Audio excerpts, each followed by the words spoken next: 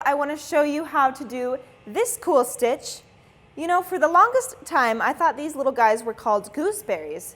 So pardon my French when I found out they were actually called French knots. It's a cool technique that involves twisting your thread into tiny little knots, and it's actually really, really simple, and if you're a nerd like me, really fun to do. Here's how. I am going to be working with this thread because I really like the color. The nice thing about threads like this is that the small ones, you can buy a pack full of a multitude of colors and you're going to save a lot of money instead of buying the whole giant spool. So what I've done is I've doubled my thread over and put that through the needle, so now I have 4 strands of thread to work with. And with that, I'm going to tie them off at the end in a little knot. What I'm doing is I'm just rolling my thread around my forefinger, and then with my thumb, I roll it together, and out comes a knot here at the end. So now let me show you how to make the French knot. I'm going to take my thread, and I've already tied a knot in the base, and I'm just going to poke it through wherever I want my knot to be formed. I've already made a few for you as an example. So now that I've poked my thread through, I'm going to hold it taut with my left hand. I take my needle with my right hand, and I'm going to wrap that needle around the thread several times. So now it's all wrapped up on the needle.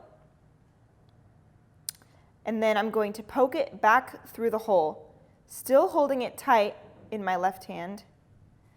And I'm going to reach through and keep my needle going. Hold on. And then I just pull, and we have a French knot. I'm going to repeat that process again. So I poke up my needle through. I hold it taut with my left hand. I cross it with my needle. I wrap it a few times. That was about 4 or 5 times. And then I poke it back through.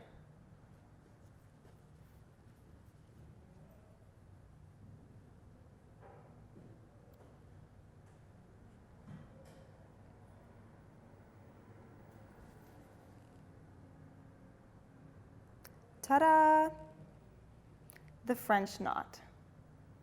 This is a fun decorative stitch to use. I'm using it right now to kind of add some 3D elements to my flowers.